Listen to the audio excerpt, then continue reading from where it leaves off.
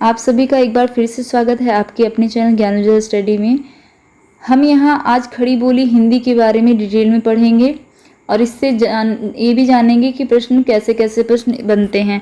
हर एक तथ्य जो लिखा गया है ये परीक्षाओं में पूछा जाता है और जो भी मोस्ट इम्पॉर्टेंट है पूछे जाने की संभावना है। दोनों प्रकार के तथ्य मैंने इस वीडियो में शामिल किए हैं। तो चलिए क्लास को शुरू करते हैं। चैनल पर पहली बार आए हैं तो चैनल को सब्सक्राइब कर दीजिएगा। अगर वीडियो अच्छी लगे तो कमेंट और लाइक ज़रूर करके जाइएगा और अपने दोस्तों के साथ भी शेयर कर देना, ठीक है। चलिए क्लास को शुरू करते हैं। तो खड़ी बोली को हम और एक नाम से जानते हैं, किससे? कौरवी के नाम से। कौरवी जो है शब्द क्या है? खड़ी बोली हिंदी को ही कौरवी भी कहा जाता है, कौरवी बोली। बोली का केंद्र क्या है? खड़ी बोली का केंद्र क्या है? मेरठ दिल्ली के आसपास का क्षेत्र। ये भी परीक्षा में पूछा जाता है। मेरठ और दिल्ली के आसपास का क्षेत्र क्या है? खड़ी बोली का क्षेत्र है। खड़ी बोली का एक अन्य नाम कौरवी भी है, जैसा कि आपको स्टार्टिंग में ही मैंने बता दिया। खड़ी बोली का एक अन्य नाम क्या है? कौरवी है। खड़ी बोली का विकास सौरसैनी अपभ्रंश के उत्तरी रूप से हुआ है। कहाँ से हुआ खड़ी बोली का विकास? सौरसैनी अपभ्रंश के उत्तरी रूप से। चलिए इतना सब क्लियर है आपको, आगे चलते हैं, ठीक है। फिर उसके बाद आ जाता है हमारा खड़ी बोली का विकास। हाँ, ये तो हमने पढ़ लिया ना। राहुल सक्सेना ने इसे गौरव नाम, ये गलत है, कौरवी आएगा। राहुल सक्सेना ने इसे कौरवी नाम दिया। क्या? अभी आपने जाना कि खड़ी बोली हिंदी को कौरवी नाम से भी जाना जाता है और ये नाम किसके द्वारा दिया गया? राहुल सक्सेना के द्वारा दिया गया। इम्पॉर्टेंट है बहुत ही ज़्यादा। बोली का दिया, खड़ी बोली का अर्थ मानक हिंदी से है, ठीक है। चलिए आगे देख लेते हैं। खड़ी बोली के प्रथम कवि अमीर खुसरो थे। कौन था? अमीर खुसरो का खड़ी बोली के प्रथम कवि के रूप में जाना जाता है। अगर आपसे प्रश्न पूछा जाए कि खड़ी बोली हिंदी के प्रथम कवि कौन थे, तो कौन थे? अमीर खुसरो थे। चलिए खड़ी बोली के प्रथम महाकाव्य, खड़ी बोली में प्रथम महाकाव्य कौन सा लिखा गया? तो ये हमारा जो प्रिय प्रवास है, ये खड़ी बोली हिंदी का प्रथम महाकाव्य है, ठीक है। चलिए आगे है, हाँ, जिसके रचयिता कौन है? अयोध्या सिंह उपाध्याय हरिऔध जी हैं, ठीक है। खड़ी बोली का सबसे अधिक प्रसिद्ध महाकाव्य कामायनी है, जिसके रचयिता जयशंकर प्रसाद हैं। आगे देख लेते हैं।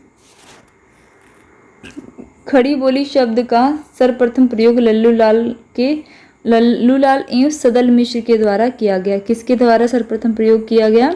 लल्लूलाल और सदल मिश्र ने किया था खड़ी बोली शब्द का सर्वप्रथम प्रयोग। देखिए किस किस तरीके से पूछा जा सकता है खड़ी बोली हिंदी के बारे में, कि खड़ी हिंदी बोली का सर्वप्रथम प्रयोग किसने किया, ये अलग बात है। खड़ी बोली हिंदी का सर्वप्रथम कवि कौन है, वो अलग बातें हैं, ठीक है। पर क्वेश्चन को ध्यान से समझिएगा, उसके बाद ही उत्तर दीजिएगा अगर आप परीक्षा में पूछा जाए तो।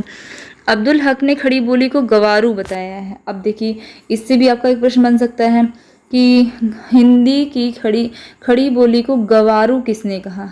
खड़ी बोली हिंदी को गवारू किसने कहा? तो किसने कहा? अब्दुल हक ने कहा, ठीक है। चलिए फिर उसके बाद देख लेते हैं आगे।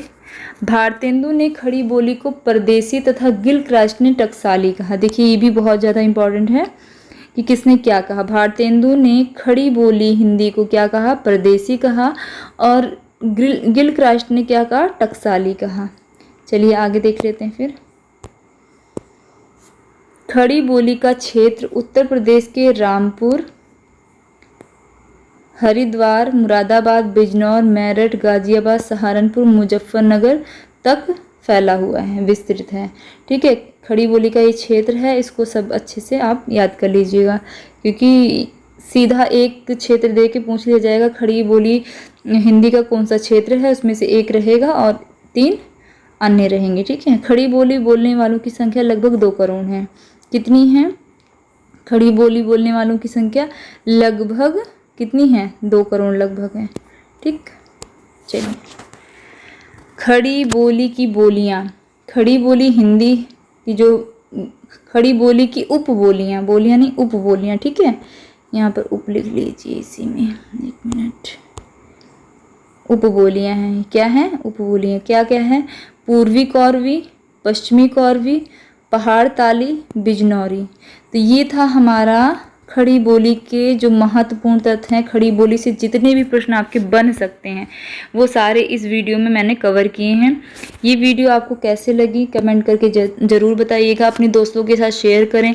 चैनल पर पहली बार आए हैं तो चैनल को प्लीज़ सब्सक्राइब कर दें, क्योंकि ऐसी ही अच्छी वीडियोज़ जो आपके लिए परीक्षाओं में बहुत ही ज़्यादा परीक्षाओं की दृष्टि से महत्वपूर्ण जो तथ्य हैं उनको लेकर मैं फिर ऐसे ही आती रहूँगी। तो चलिए, तब तक के लिए धन्यवाद।